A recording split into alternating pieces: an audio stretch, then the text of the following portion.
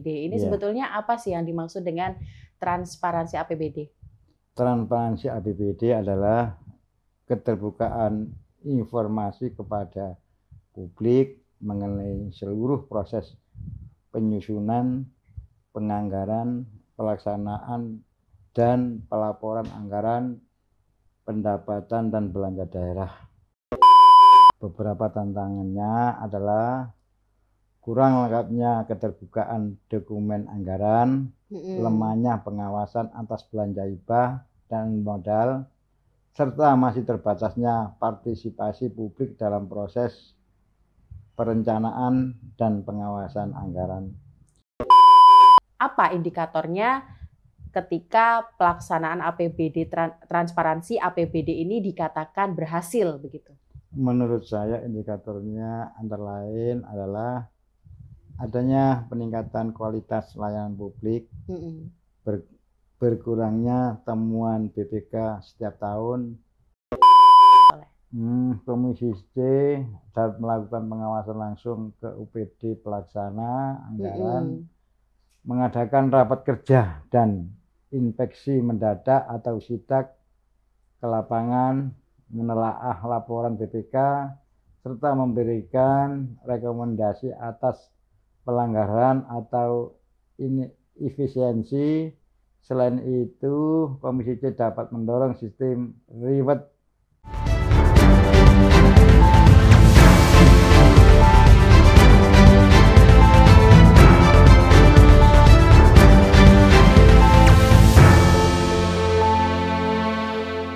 Assalamualaikum warahmatullahi wabarakatuh.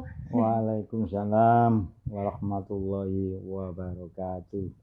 Selamat datang di ABTV Podcast, bukan sekedar bicara, lebih dekat, lebih paham.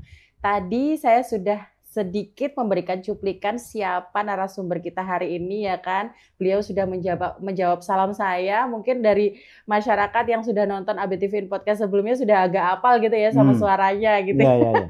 Kita langsung aja. Beliau merupakan anggota Komisi C DPRD Provinsi Jawa Timur dari Dapil Jatim 10 Membawai Jombang Mojokerto dari fraksi Demokrat. Kita sapa dulu. Assalamualaikum Pak Soleh. Waalaikumsalam warahmatullahi wabarakatuh. Perkenalkan, nama saya Haji Muhammad Soleh, kelahiran di Mojokerto. Saya kebetulan mencalonkan DPRD dari Dapil 10 meliputi Kabupaten Mojokerto, Kota Mojokerto, dan Kabupaten Jombang, Mbak. Jombang. Iya. Ya, ini tadi ya yang sudah menjawab salam saya. Barangkali nanti di pemirsa sudah ada yang menerka-nerka, oh alah ternyata ini Abah Soleh. Iya. Abah, kemarin itu kan kita sudah ngobrolin soal aset ya. Kalau hari ini kita mau ngobrolin soal transparansi APBD. Betul. APBD itu kan untuk kesejahteraan masyarakat, nggih. Jadi masyarakat itu sangat-sangat riskan dan juga sangat-sangat agak-agak gimana gitu kalau membahas soal uang. Makanya APBD ini harus diharapkan transparan kepada masyarakat begitu ya, Pak Soleh ya. Pak Soleh, akhir-akhir ini lagi sibuk apa, Pak? Sekarang lagi sibuk. Saya warga desa, ya, ke sawah dan berkebun. Masih itu aja pergelutannya ya. Iya, memang seneng di pertanian gitu. Di pertanian.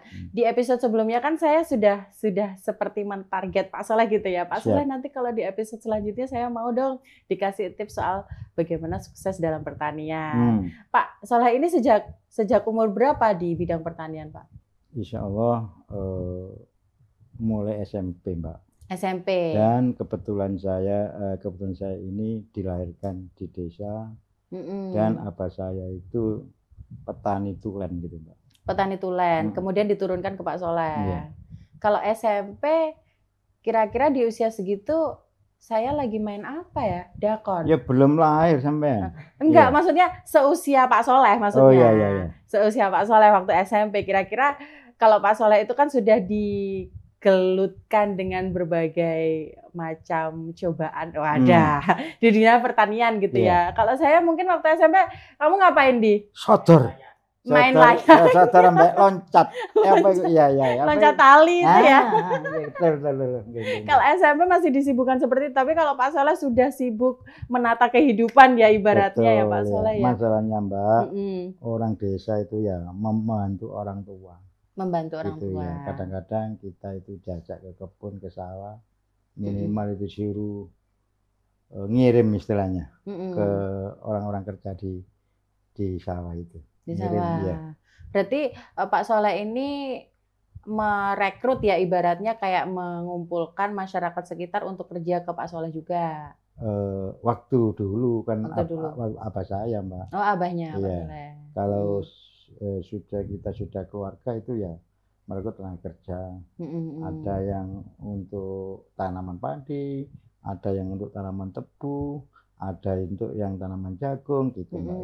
Memang basic saya di pertanian. Oke, ini juga nyentuh ke peternakan juga nggak Pak Soleh? Sementara ini enggak Mbak. Enggak. Ada wacana? Enggak. Kadang-kadang ternak itu seperti kita itu ninu keluarga atau orang Mbak. Makannya itu harus tepat waktu. Oh betul. Iya, hubungan dengan nyawa. Kalau tanaman kan sudah dipupuk, diairi, sudah tumbuh-tumbuh sendiri. Kalau peternakan pagi kasih makan, kasih minum, siang minum, malam juga kita siapkan itu rumput-rumputnya itu. Kalau di bahasa saya itu ngaret Pak. Ya ngaret sama. Oh sama ya? Sama ngaret. Ngaret. Mungkin kalau di waktu Pak Soleh itu waktu SMP dulu, masa-masanya Pak Soleh masih SMP, ngaret itu kebiasaan sehari-harinya anak-anak muda zaman itu ya Pak Soleh? Oh zaman itu iya Mbak, memang Mbak. Harus itu rata-rata kita habis sekolah itu ya rata-rata ya membawa apa itu istilahnya karung itu buat ngarit Mbak. Lalu sore itu ya angon sapi itu. Angon sapi. Ya kalau anak zaman sekarang kayaknya ngarit adalah hal yang mustahil bukan? Saya kira itu Mbak sekarang itu ya contohnya anak saya sendiri itu ya main HP-an itu Mbak. Itu ya godaan terbesar nih ya. Godaan terbesar mungkin anak zaman now. Eranya sudah beda. Sudah beda. Iya. Tapi ada harapan nggak sih Pak Soleh misalnya mungkin kalau dari anak-anaknya Pak Soleh itu kan Pak Soleh sudah pernah bercerita kalau tidak begitu tertarik di pertanian tapi sudah disiapkan usaha sendiri oleh Pak Soleh begitu ya. Itu tapi dari hatinya Pak Soleh ini ada nggak sih keinginan agar anak-anak muda ini bisa tertarik ke pertanian gitu. Kalau misalnya anak muda sekarang itu kan mikirnya pertanian aduh kuno banget gitu ya. Betul harus panas-panasan, harus kotor-kotoran, main lumpur gitu kan. Gimana Pak Soleh? Iya, harapan saya ya maulah terjun jadi petani yang profesional.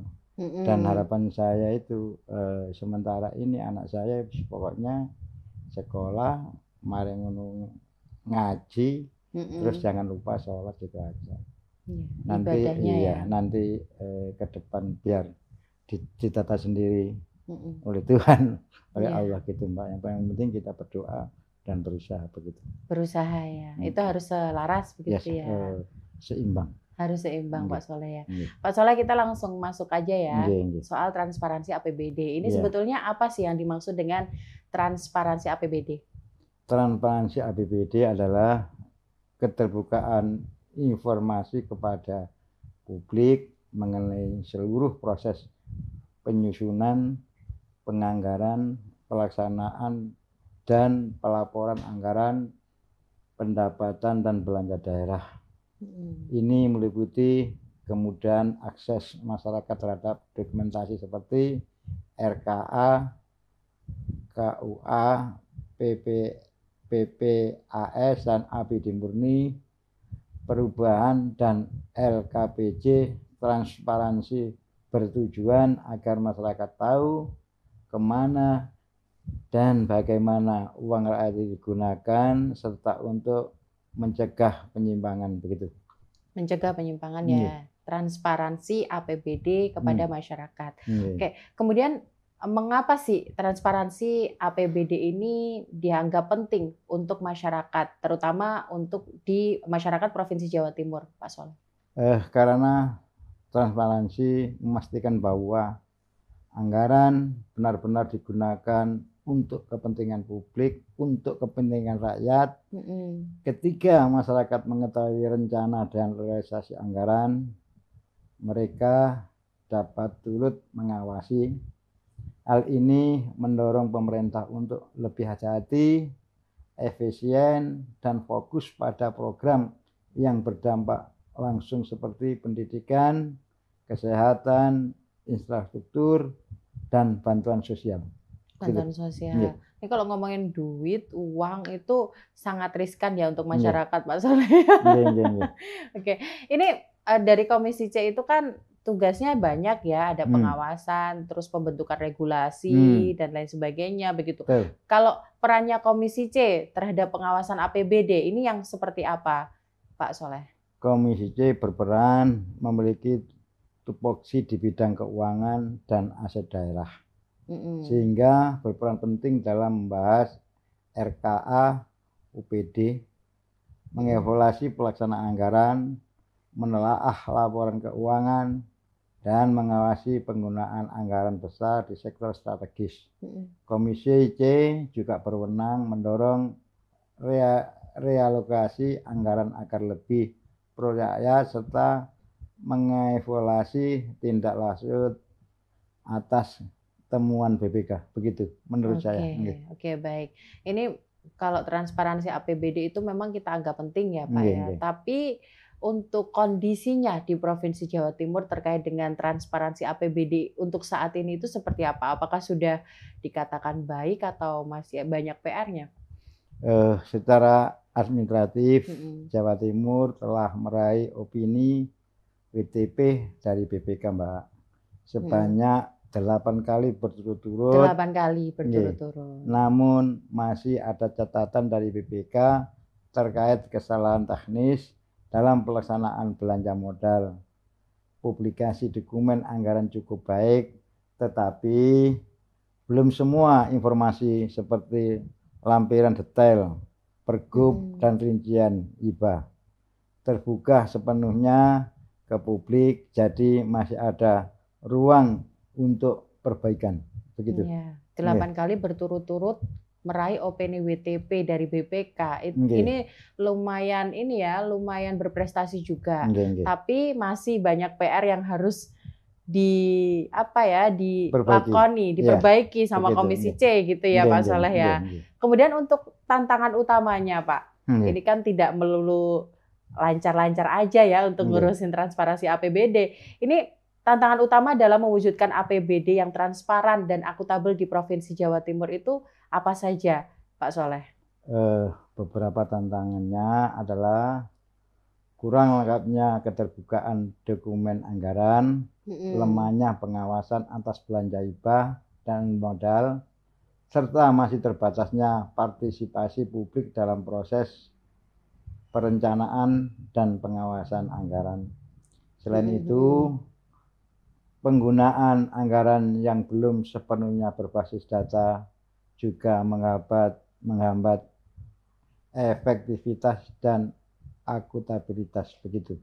Berarti datanya masih bisa dikatakan masih belum linear begitu ya, Pak Soleh ya. Pak Soleh, ini keluarganya Pak Soleh itu basicnya politik, bukan ya? Iya, ada yang politik, ada yang pedagang, ada juga yang bertani. Kalau yang politik? Iya, keluarga saya ini ya ada yang dari kepala desa, juga ada yang dari perangkat desa. Iya? Iya, dan kebetulan keluarga saya sendiri ini yang politikus. Politik. Iya. Berarti nggak cuman Pak Soleh sendiri ya yang terjun ke perpolitikan ya, berarti anaknya atau istrinya? Alhamdulillah juga istri saya juga kebetulan beliau juga dipercaya oleh masyarakat dan dipilih untuk menjadi anggota DPRD Kabupaten Mojokerto menggantikan saya, terutama di Dapil 2 meliputi Kecamatan Daterjo, Gondang, Trawas dan Pacet begitu, Mbak. Itu dapilnya sama Iya, panjenengan. iya. Waduh, menggantikan posisi ya ibaratnya. Iya. Beliau dulu itu basicnya memang di dunia pendidikan itu, Mbak, mengajar di madrasah itu, Mbak. Madrasah. Iya, orang desa. Dan waktu itu tahun 2013 beliau itu menyalonkan kepala desa. Alhamdulillah juga dipilih oleh masyarakat. Ya. Jadi lumayan ini ya, maksudnya lumayan banyak juga pendukungnya Ibu dan juga Bapak di daerahnya panjenengan ya. Iya, alhamdulillah. Alhamdulillah ya. Masih dipercaya oleh masyarakat gitu, Mbak. Oke, ini ada rencana nggak misalnya mungkin ketika panjenengan ngobrol sama Ibu, terus Ibu ternyata ada keinginan nih untuk maju ke sebagai DPRD provinsi begitu?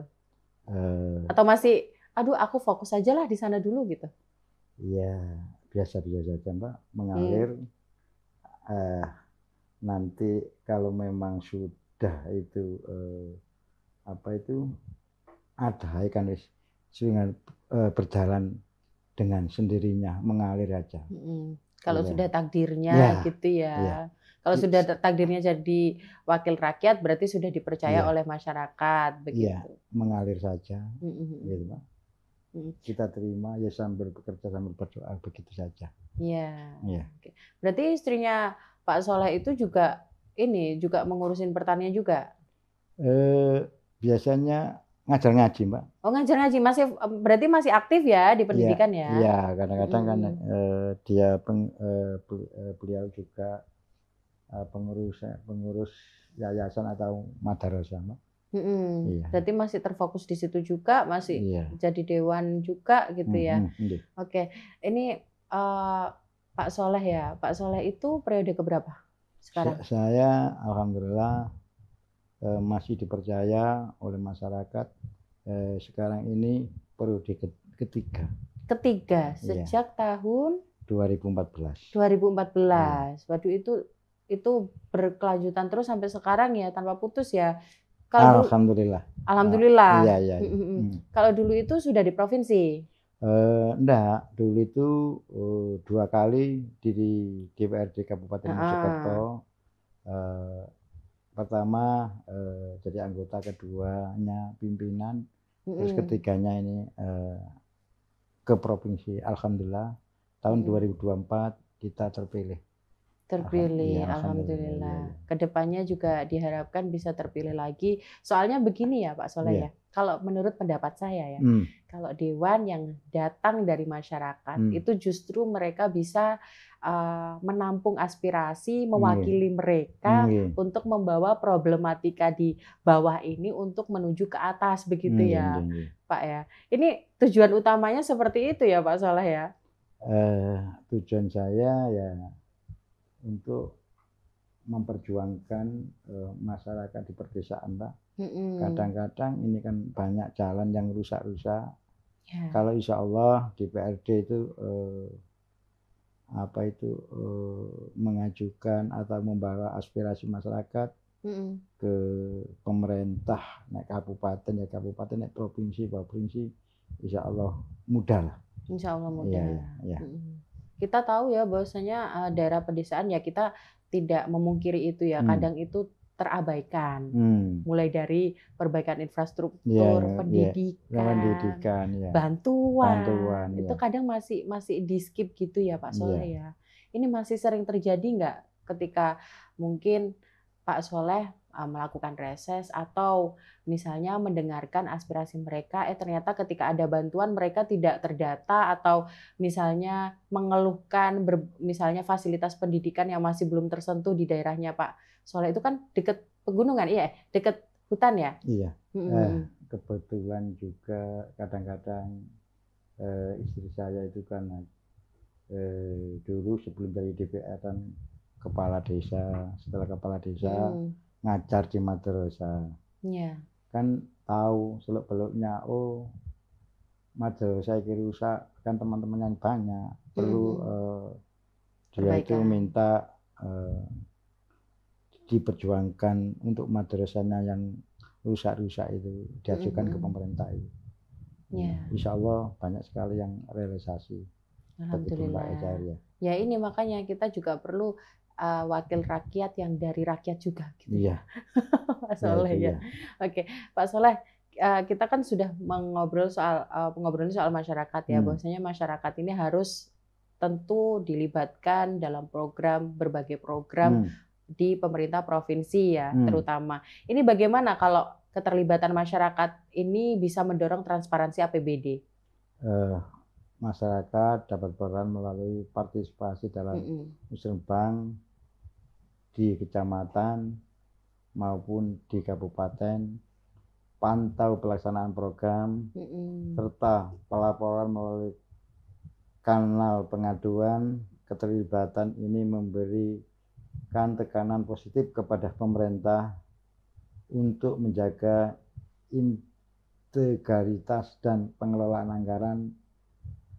anggaran yang transparan, yang responsif terhadap masyarakat, akan menciptakan kebijakan yang lebih tepat sasarannya. Begitu menurut saya. Baik, berarti ini tandanya masyarakat juga punya hak untuk memantau pelaksanaan berbagai program yang menggunakan APBD ya, Pak Soleh ya. Ini punya hak ya. Jadi tidak hanya pemerintah provinsi atau komisinya Pak Soleh saja yang berhak memantau, tapi masyarakat juga wajib untuk memantau ya. Oke, ini dari indikator keberhasilannya Pak Soleh, ini apa indikatornya ketika pelaksanaan APBD, transparansi APBD ini dikatakan berhasil begitu?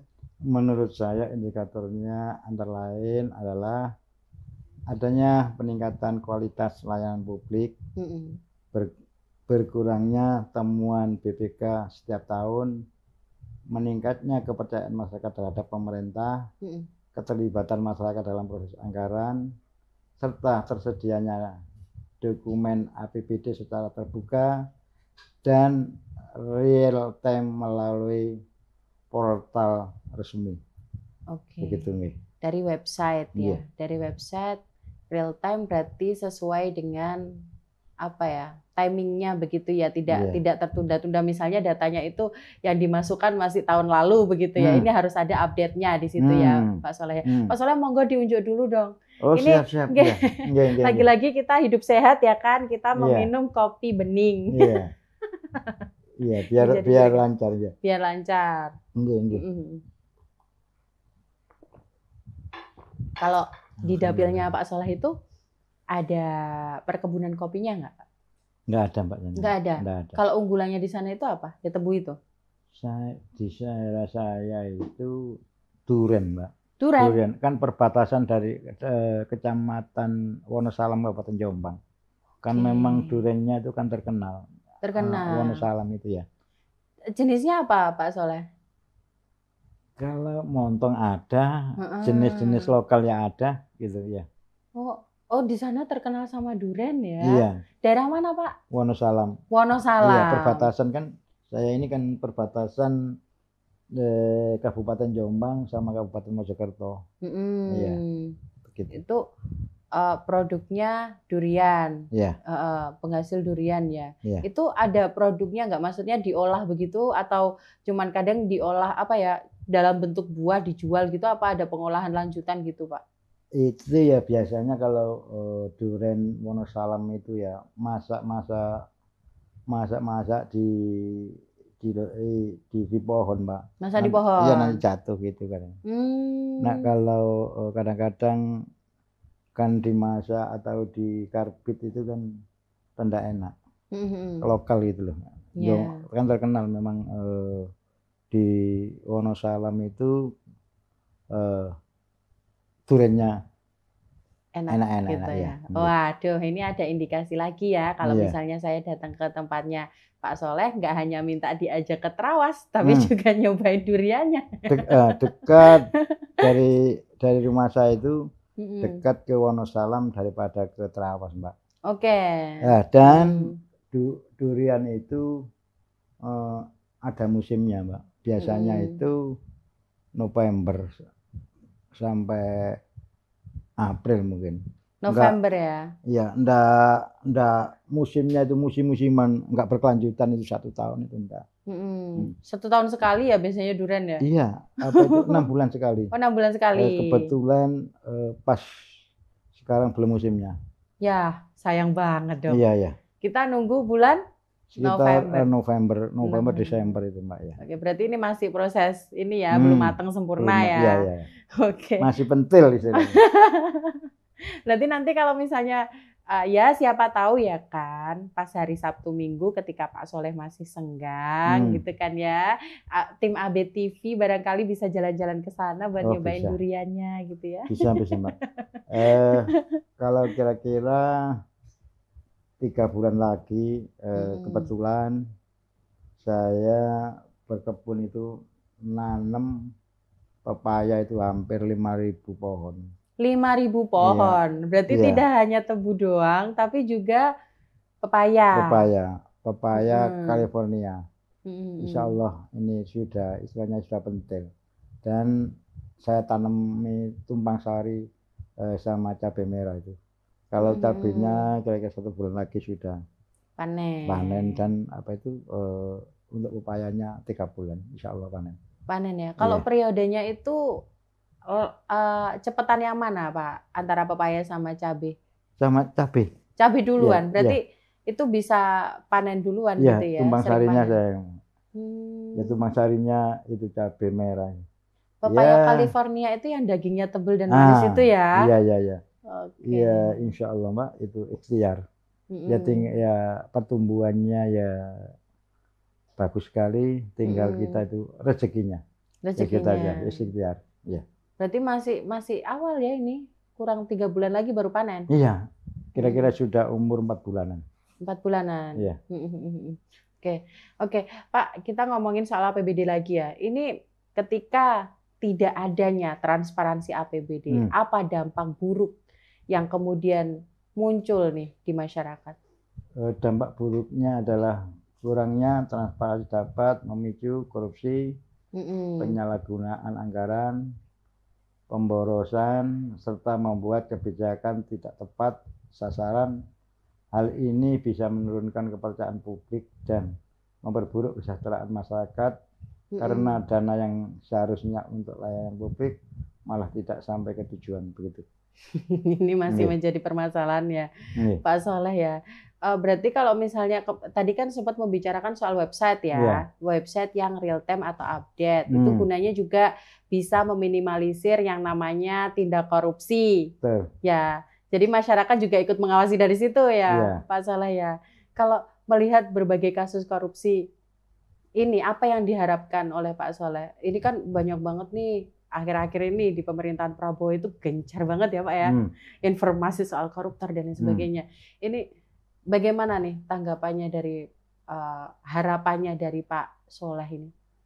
Komisi C mendorong Pemprov Jatim dan UPD terkait untuk mempublikasikan dokumen anggaran melalui situs yang resmi, menyampaikan laporan realisasi secara berskala kepada DPRD, serta membuka forum dialog anggaran dengan masyarakat. Komisi C juga dapat mengusulkan regulasi yang memperkuat hak akses publik atas informasi fiskal begitu. Oke, baik. Kemudian dari Komisi C sendiri ini apa upaya yang kemudian bisa dilakukan untuk meningkatkan akuntabilitas pengelolaan APBD, Pak Soleh? Komisi C dapat melakukan pengawasan langsung ke UPD pelaksana anggaran, mengadakan rapat kerja dan inspeksi mendadak atau sidak ke lapangan, menelaah laporan BPK, serta memberikan rekomendasi atas pelanggaran atau inefisiensi. Selain itu, Komisi C dapat mendorong sistem reward punishment terhadap UPD berdasarkan kinerja dan anggaran. Begitu menurut saya.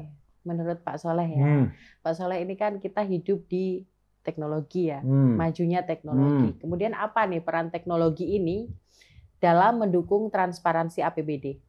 Peran teknologi sih seperti portal keterbukaan anggaran dan dashboard realisasi APBD, memudahkan masyarakat dan DPRD mengakses data anggaran kapan saja.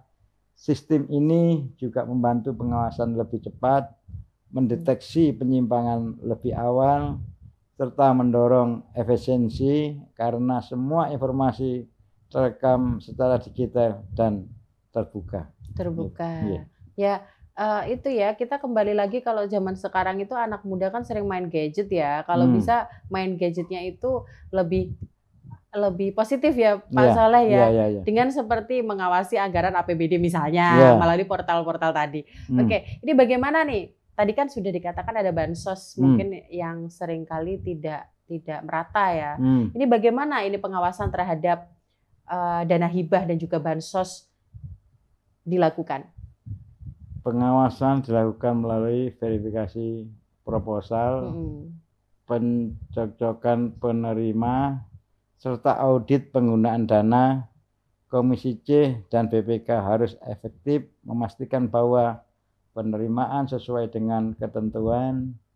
Jika tidak, fiktif serta menggunakan dana dilaporkan dan diawasi. KPK juga memberi atensi khusus kepada potensi penyimpangan dalam distribusi hibah. Begitu. Oke, ini kan kalau anggaran itu kan ada kutipan statement yang mengatakan bahwa anggaran harus pro rakyat. Ini apa yang dimaksud dengan realisasi anggaran pro rakyat? Realisasi anggaran pro rakyat adalah penggunaan dana publik untuk program yang berdampak langsung pada kebutuhan dasar masyarakat seperti kesehatan, pendidikan, infrastruktur desa, dan bantuan sosial. Ini mencerminkan komitmen bahwa uang rakyat kembali ke rakyat dalam bentuk layanan dan kesejahteraan. Begitu. Yang pro rakyat itu tadi yang bisa kembali ke masyarakat. Tadi kan sudah dikatakan bahwasanya Provinsi Jawa Timur mendapatkan opini WTP dari BPK itu 8 kali berturut-turut. Tapi mengapa meskipun WTP-nya ini, opini WTP sudah didapatkan berkali-kali di Provinsi Jawa Timur, pengawasan ini kenapa kok tetap dilakukan? WTP adalah opini atas penyajian laporan keuangan, bukan jaminan bahwa tidak ada penyimpangan di lapangan. Banyak kasus penyalahgunaan anggaran terjadi meskipun laporan keuangan itu rapi. Oleh karena itu, pengawasan tetap harus dilakukan pada pelaksanaan fisik dan dampaknya bukan hanya dokumen administratif. Begitu. Ya, tapi meskipun sudah mendapatkan opini WTP berturut-turut, tapi masih ada indikasi kebocoran anggaran ya Pak Soleh. Oke, apa nih rekomendasi strategis untuk memperkuat transparansi dan akuntabilitas APBD di Provinsi Jawa Timur? Beberapa rekomendasi Komisi C meliputi mewajibkan publikasi lengkap dokumen anggaran dan laporan realisasi, memperkuat pengawasan DPRD dan audit BPK, menyediakan ruangan partisipasi masyarakat, mendorong sistem digitalisasi anggaran terpadu, melakukan evaluasi berskala atas kinerja anggaran setiap OPD, melibatkan media dan akademisi dalam forum anggaran itu. Oke, ini langkah-langkah yang kemudian bisa menjadi rekomendasi strategis ya untuk memperkuat transparansi APBD di Provinsi Jawa Timur. Pak Soleh, terima kasih waktunya hari ini di tengah kesibukannya sebagai petani dan juga dewan menyempatkan untuk bertemu saya ngobrol. Dan semoga nanti kita bisa dipertemukan lagi ya Pak Soleh ya. Ngobrol lagi soal pertanian. Asik banget kalau ngobrol pertanian sama Pak Soleh. Oke, terima kasih sekali lagi Pak Soleh. Sama-sama. Baiklah, itu tadi perbincangan kita bersama dengan anggota Komisi C DPRD Provinsi Jawa Timur yaitu Bapak Muhammad Soleh. Saya Fada Dika pamit. Wassalamualaikum warahmatullahi wabarakatuh. Waalaikumsalam warahmatullahi wabarakatuh.